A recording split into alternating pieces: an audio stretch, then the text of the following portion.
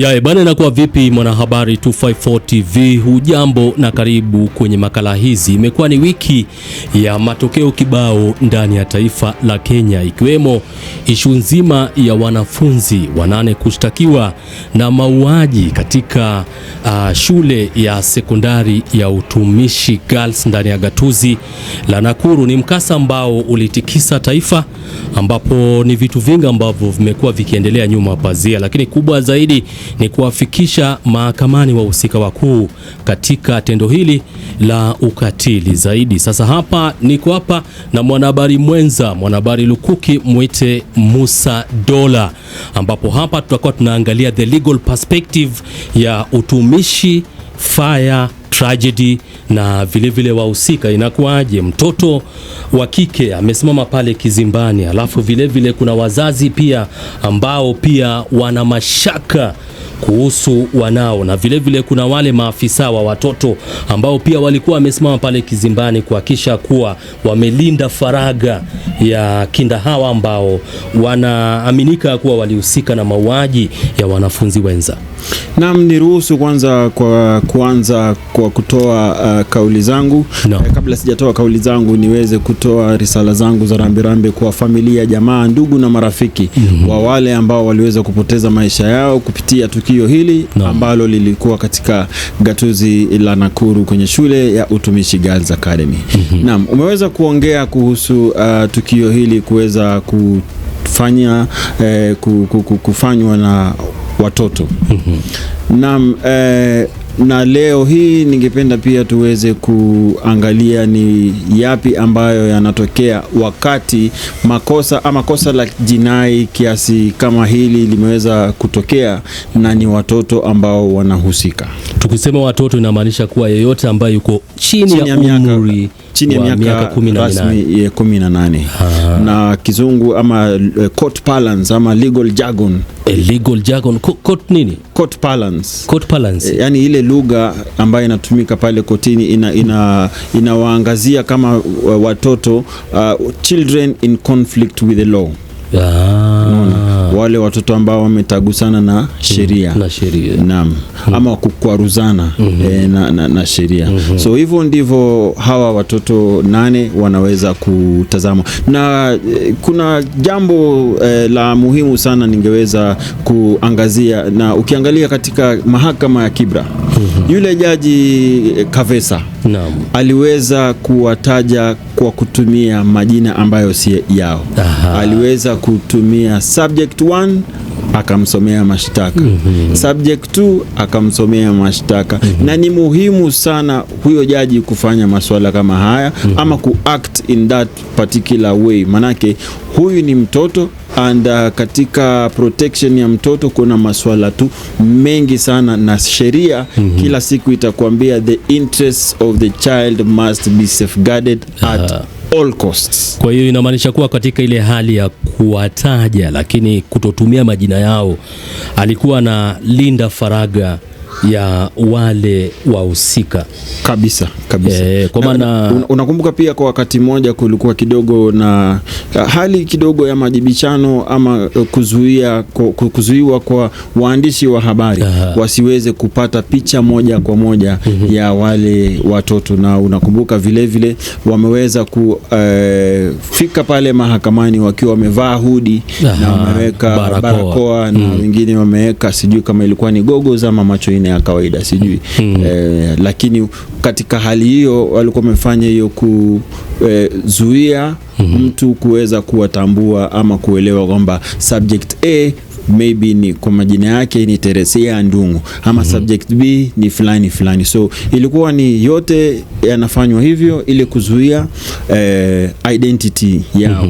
Identity yao is very important because unakumbuka kwamba ndio wameweza kushtakiwa na kulingana na sheria they are innocent until proven guilty or otherwise. Unaona?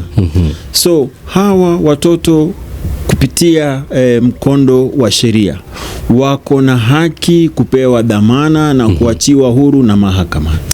Kwa hiyo wakati kutambulika kwao kunaweza kujulikana kwa raia, then that can be a public danger. Na a good prosecutor, yule mwendesha mashtaka, anaweza akatumia kauli hiyo tu kuweza kusema kwamba hawa washukiwa maisha yao yamo hatarini, kwa sababu tukiangalia marefu na kina cha haya matukio yaliweza kukasirisha umma kwa jumla. By the way, kwa hiyo wakiweza kuachiliwa wanaweza kuwa katika hali ambayo sio salama. Kwa hiyo ninaomba kama mwendesha mashtaka anaweza kaomba kwamba wanyimwe dhamana.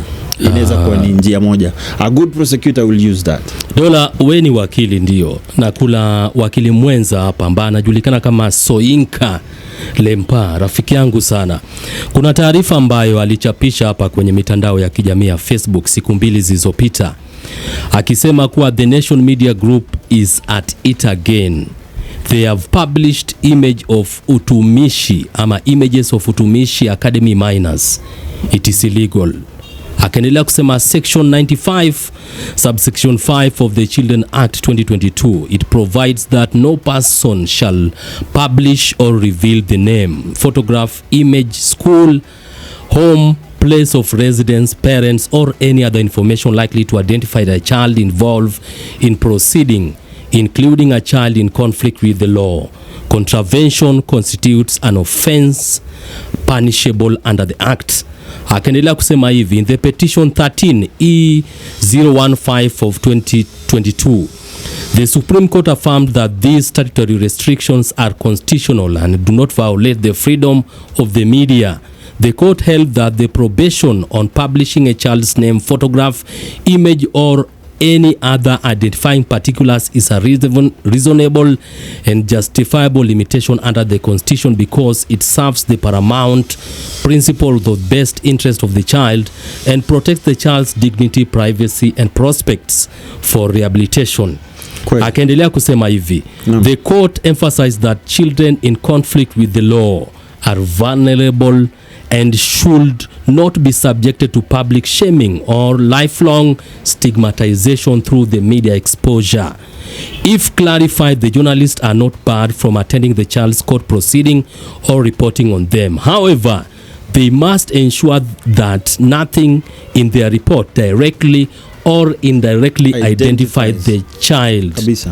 The court further directed that the court should use the pseudonyms or initials, safeguard confidentiality, and where necessary conduct proceeding in camera. Ultimately, the court held that proceeding protecting the identity of the child in conflict with the law promotes their rehabilitation and reintegration into society while balancing public's right to information within the constitutional right of the child. Bana kizungu hapa mzee. Huyu ni wakili mwenzako ambaye anajulikana kama Soyinka Lempa. Sasa hapa hebu nipe clarification hapa. Hiyo ameweza kuandika kwa lugha ya ungenge, na lugha hiyo ni heavy sana, ni nzito, lakini kwa urahisi tu na kwa upesi anajaribu kusema kwamba mahakama ya upeo Supreme Court iliweza kuamua kufuatia kesi hiyo tajika E015 kwamba haki na interests za mtoto ama mtu yote ambaye ako chini ya miaka 15, basi iwapo kuna kesi, basi na huyu lazima haki zake ziweze kulindwa ili kumlinda yeye pia dhidi ya madhara ama dhuluma zozote ambazo zinaweza zikatokana kwa sababu ya ile kesi ambayo imezuka. Naam. Sasa tukiendelea hii issue nzima ya hawa wanafunzi inakuaje? Kwa maana kuna vitu vingi ambavyo watu wanajaribu kusema. Kuna wale ambao wanajaribu kusema kuwa hawa ni wahalifu, inafaa wawajibishwe kwa kutumia zile sheria ambazo tuko nazo hapa nchini. Nakumbuka wakati wa matukio hayo, wakati wa kuzuka kwa moto huo, siku ya pili sasa, ukawa na mjadala mkubwa sana kwenye mitandao za kijamii. Watu wakawa na kauli tofauti, wale waliokuepo na wasiokuepo, wale keyboard warriors nitakwambia tena. Na ilikuwa ni kauli nzito tu sana, manake ndio kumetokea mioto nyingi nchini, lakini sasa hii tena ilikuwa ni ya karibu na imechukua maisha ya wanafunzi wengi pia. So wakati tunasema kwamba wahusika ni watoto, na wakati tunaangalia pia magurudumu ya sheria, utakumbuka kwamba Diana Kavesa jaji aliweza kuwarai familia, jamaa, ndugu na marafiki wa wale ambao wameshtakiwa, hali sawia na wale waliopoteza wapendwa wao, kwamba waweze kuwa na subra, manake magurudumu ya sheria yanakwenda pole pole. Na kwa hiyo alikuwa anaongea kuhusu kauli ya kuwapa hawa wanafunzi ama hawa watoto ama ukipenda hawa washukiwa dhamana, manake kwa sasa kisheria kuna article 49, article 50. Article 49 inasimamia masuala ya dhamana, bond ukipenda bail, cash bail. Ukishikwa pale wewe Kenya ama wewe mshtakiwa, uko na haki kwamba utapewa reasonable bail and reasonable bond terms. Article 50 inazidi kuongelea masuala ya fair trial and things like that. So alikuwa akiwarai jamaa, marafiki, ndugu na jamaa kwamba wawe na subra, kwamba kesi hii huenda ikachukua muda. Na kupitia tu experience yangu pia as a court reporter, I think a reasonable judge ama a clever judge ataona kesi ilivyo hata kabla haijaisha. Anajua tu, manake hii ni kitu ambacho wamesomea, na kila siku katika high court wamekutana na makesi ama masuala kama haya. So jaji mwenye tajriba na uzoefu kama Diana Kavesa, najua tayari anajua tu mkondo wa kesi hii inakwenda vipi, ila tu lazima asubiri mpaka ule ushahidi uweze ukatendekezwa pale mahakamani, wasikize upande zote, wakiwa na mashtaka, wakiwa na kauli ya kujitetea pia waweze kusikizwa, ndio aweze kutoa sasa kauli yake ya mwisho. Naam. Kuna issue ya mada. Naam, mauaji. Alafu upande mwingine pia tunaangalia issue nzima ya manslaughter. Naam. Kuna tofauti gani hapa, na kulingana na hii kesi ambayo bado inaendelea mahakamani, kuna uwezekano hawa wahusika 8 wanaweza patikana na hatia ya manslaughter au mada? Siku kadhaa tu baada ya matukio ya kutatanisha ya utumishi, niliweza kuposti kwenye mtandao wangu wa kijamii Facebook, kurasa wako ukurasa wangu, kwamba kesi hii japo imezua mihemko na kauli tofauti, huenda basi ikashtua na ikagadhabisha wengi katika jinsi itakavyokwisha. Kumbuka mimi naongea hivi kwamba mwaka 2017 niliweza kupoteza mtu wa karibu sana. Pole sana. Ambaye alikuwa ni mtoto wa my cousin katika lile tukio la Moi Girls Fire. Moi Girls Fire ndani ya gatuzi la Nairobi, sio? Naam. Na utapata wale ambao pia waliweza kufiwa na kesi ikafika mahakamani, kulikuwa na hisia tu kali sana.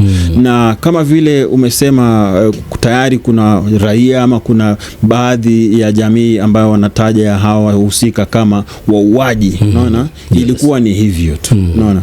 So nimeweza kusoma pakubwa kupitia ile kesi kwamba kuna masuala kuna ingredients za mada, ama kuna ingredients za kesi ambayo kwamba kesi ama jaji ama koti lazima iweze ikazingatia na kuangalia kwa undani zaidi. Na labda tu kugusia juu, kuna kitu ambacho kinaitwa criminal culpability, kuna kitu ambacho kinaitwa mens rea na actus rea. Kuna tofauti gani hapo? So hapa kuna mens rea na actus rea. Kuna kwa Kiswahili tu, yani ni kurahisishie tu, ni ile kauli ya kwamba maybe tayari ulipanga, alafu actus rea tena ukaenda ukafanya. So hizi kauli zikiambatana na ushahidi tofauti ambao unakusanywa kotini, basi inaweza ikaweka mtu kwenye makosa ya kuua kwa kukusudia, ama inaweza ikae mtu kwa makosa ya kuua pasi na kusudia. Naam. Hapo ndio unapata kuna jamaa amehukumiwa kifungo cha manslaughter, ama amehukumiwa kwa makosa ya mada. Okay. Naam. Sasa kwa hii kesi nzima, katika zile harakati za kunja jamvi, tutarajie nini sisi kama wananchi? Naam, kama alivyosema Jaji Kaveta, magurudumu ya sheria yanazunguka na makweli yanazunguka kwa upole.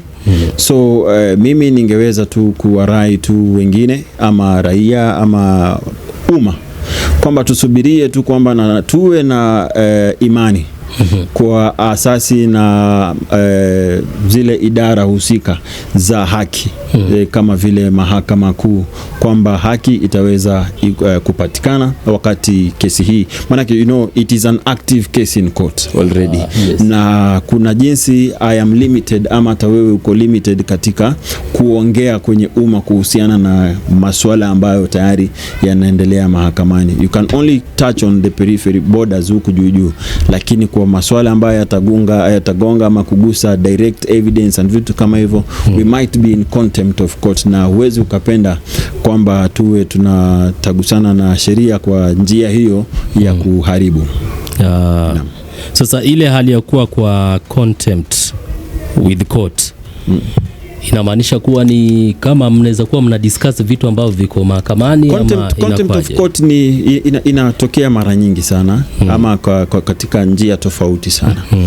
Unaweza kuwa maybe uko pale kotini na kimya kimeweza kushamiri, kisha wewe umefika pale mahakamani na kuanza kuzua rabsha ama kupiga kelele. Tayari hapo utakuwa umefanya ku create disturbance. Na utakuwa umekuwa in contempt of the court. Vile vile unaweza kuwa umeagizwa kwamba uje kotini tarehe fulani, saa fulani, unaona, kisha wewe ukose kufika pale mahakamani. Tayari kwa lugha ya kisheria atasemekana kwamba you are in contempt of court orders. So contempt kwa lugha rahisi, ama nikikurahisishia kwa Kiswahili, kwa lugha nyepesi, ni kuharibu, acha niseme kuharibu ama kutofata maagizo ya mahakama. Nitaweka tuseme kama juzi alikuwa pale mahakamani Waziri Adan Duale. Naam. Kufuatana na kauli nzima, kauli ya kujengwa kwa maabara na facilities za nini ile Ebola kule Nyeri. So kuna maagizo ama kuna amri ambayo koti ilikuwa imeweza kutoa, ilikuwa na kutengezwa kule Laikipia kweli, si Nyeri, sorry. Sasa kuna maagizo ambayo mahakama ilikuwa imeweza kutoa, na baada ya kutolewa kwa maagizo hayo, waziri akawa amekiuka yale maagizo. So alipoitwa mahakamani akaambiwa, akapatikana na hatia, lakini aliomba msamaha na koti kaweza kukubali. So kukua in contempt of the court ni kumaanisha tu kwa lugha rahisi kwamba umekwaruza yale maagizo na mienendo ya koti. Bana, kuna jambo fulani hapo watu wanajaribu kujiuliza maswali kibao kuhusu jambo hili. Kuna wale ambao huo wanasema kwa, tuseme kwa mfano mtu amehukumiwa kule mahakamani, wakasema kuwa jamaa huyu amepatikana na hatia na ni makosa 1, 2, 3 ndio, na akapewa hukumu ya takriban miaka kama 10 hivi. Kuna wale ambao wanasema kuwa huyu ni mtu ambaye baada takriban miaka 5 hivi ama kitu kama miaka 6 hivi itapata kama jamaa amepata uhuru wake, yani kwa siku moja ati wanahesabu mara 2. Labda nikujibu tu kwa haraka tu, maybe hiyo ni gumzo mtaani. Lakini ukifuata masuala ya sheria, kifungo ama hukumu tumikia mfungwa iko chini ya udhibiti wa kitu ambacho nitaita the Prisons Act. Na kuna kipengee cha sheria kipengee 46 ya the Prisons Act ambayo inaweza kudhibiti ni hali gani ambayo mfungwa ama yule ambaye ataweza kuhukumiwa atakabiliana na kifungo chake. Kwa hesabu za kuondoa na kutoa, iwapo umefungwa mwaka mmoja, basi wakati koti linatamka kwamba fulani umepatikana na hatia, ukajitetea nini vitu kama hivyo, kwa hiyo leo unafungwa kifungo cha mwaka mmoja kuanzia hiyo siku. Basi ukifika gerezani wanadhibitiwa na section 46 of the Kenya Prisons Act. So kupitia section 46 wanakubaliwa kutoa a third of your sentence. Kwa hiyo kwamba a third of your sentence katika mwaka, katika ndani ya miezi 12 watakutolea miezi 4. So kwa hiyo kama wewe umehukumiwa mwaka, utasukuma kifungo cha miezi 8, kisha uachiwe uhuru. Hiyo ndio a third remission of the sentence, na ni kitu ambacho pia kiko kwenye katiba. Kuna jurisdictions tofauti ama sehemu tofauti za sheria katika nchi tofauti zinafuatilia hiyo tofauti. Ukitazama kama Marekani, kuna makosa ambayo ukifungwa maybe unaweza ukaachiliwa baada ya muda fulani, unaweza achiliwa kwa sababu umeingia kusoma, unaweza ukapunguziwa makosa, unaweza achiliwa ama ufanyiwe resentence sababu una tabia nzuri, unaweza, they call it parole. Yes. So kwa wale ambao Kenya wanafikiria kwamba ati ukifungwa miaka 10 unatoka baada ya miaka 5, kidogo wamegonga nje kidogo ya alama. Ndio. Wametoka kwenye reli. Kwa hiyo inamaanisha kuwa tuseme kwa mfano kama mimi. Naam. May God forbid, sitaki kukuona gerezani. Safi, asante. Nimefungwa kwa makosa fulani. Wakasema kuwa kifungo changu pale gerezani nitakaa kwa takriban miaka 6. So inamaanisha kuwa a third ya hiyo miaka 6 ni miaka 3. Not really. Itakuja miaka 2 na. Kwa hiyo wewe ama miezi 18 hivi. Maana yake utaweza kutumikia miaka 4 na miezi kadhaa na uende nyumbani. Na sasa kwa nini wasiseme tu directly ya kuwa bana ni kifungo cha miaka 6 hivi, lakini baada ya miezi kadhaa utakuwa umetoka? Kwa nini wasiseme tu directive? Jaji anapokuhukumu kifungo cha miaka 5 anajua kwamba ukienda kule gerezani watafanya hivi. Ndio. Naam. Kwa hiyo sasa hii issue nzima unajua kuna kauli ama kuna guiding rules katika sentencing. Kama hakimu ama jaji anakusudia kukufunga miaka 5, basi miaka 5 itakuja kama miaka 3 na miezi 4 gerezani, kwa hesabu ya haraka kutoa. So hawezi akasema nimekufunga miaka 3 na miezi 4. Maanake ukienda gerezani, section 46 itafanya act on the sentence as pronounced, vile jaji ama hakimu ameitaja kwamba nimekufunga miaka 5, basi pale katika gereza watatoa a third of miaka 5. Kwa hivyo jaji ama hakimu akiwa anakusudia kukufunga miaka 5, bahati mbaya ama kwa njia nyingine aseme nimekufunga miaka 3 na miezi 4, basi wewe ukifika gerezani, wale officials wa gereza wataanza kukutolea a third from miaka 3 na miezi 4. Ambayo inakuwa ni makosa. So jaji akishasema miaka 5 ama miaka 10 ama miaka 20, basi yalobaki ni ya idara ya magereza. Unajua, ili ni swali ambalo nimekuwa nikijiuliza, na hata najua kuna wengi ambao wamekuwa wakijiuliza kuhusiana na hiyo issue nzima. Lakini leo nimepata clarification. Alafu pia hebu tuangalie mazingira ya gereza, kwa maana kuna certain terms ambazo huwa zinatumika. Unapata kama mtu anaongea kuhusu solitary confinement, sijui nini, vitu kama hivyo. Sasa sijui hiyo issue nzima huwa inakuaje hiyo? Naamini kwamba katika idara ya magereza wako na kauli ama jinsi tofauti ambazo wanaweza kadhibiti hali ya gereza, na ukisikia kama hiyo ambayo wanasema solitary confinement, basi ni ile kwa kufungwa katika seli ukiwa mtu mmoja, na hali hiyo basi si ya kawaida. Hali hiyo mara nyingi unapata kisheria itatokana na kwamba wewe ndani ya kifungo chako basi umekwaruza sheria za ndani ya jela, ama umekuwa mtu violent, vitu kama hiyo. Kwa hiyo inabidi wakupatie adhabu ya kukaa kando, kitu kama hicho. So inawezekana kisheria hiyo. Halafu pia kuna ile ishu nzima ya wao kujihisi ya kuwa unahatarisha maisha ya wafungwa wengine au maisha ya wafungwa au maisha yako pia. Naam, inawezekana. Naam. Okay. Yeah. Sasa nimeshukuru sana bana.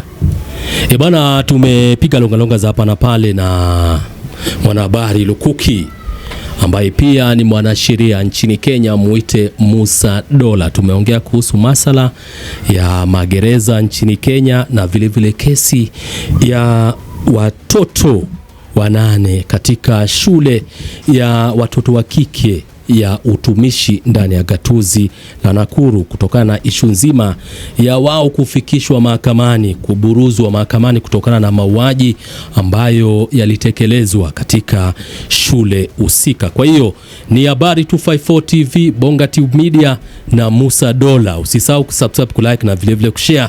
Halafu ukiwa kule magetoni, vijijini na mitaani, usisahau kuwajuza wana kuhusiana na madini ambayo tunayatema hapa, kuhakikisha kuwa mambo yamekuwa sawa zaidi. Shukran Jazil Marhab Habib, tunawapenda zaidi na muendelee kutufuatilia kwa karibu zaidi, mpate udambi ambao unafanyika ndani ya studio zetu.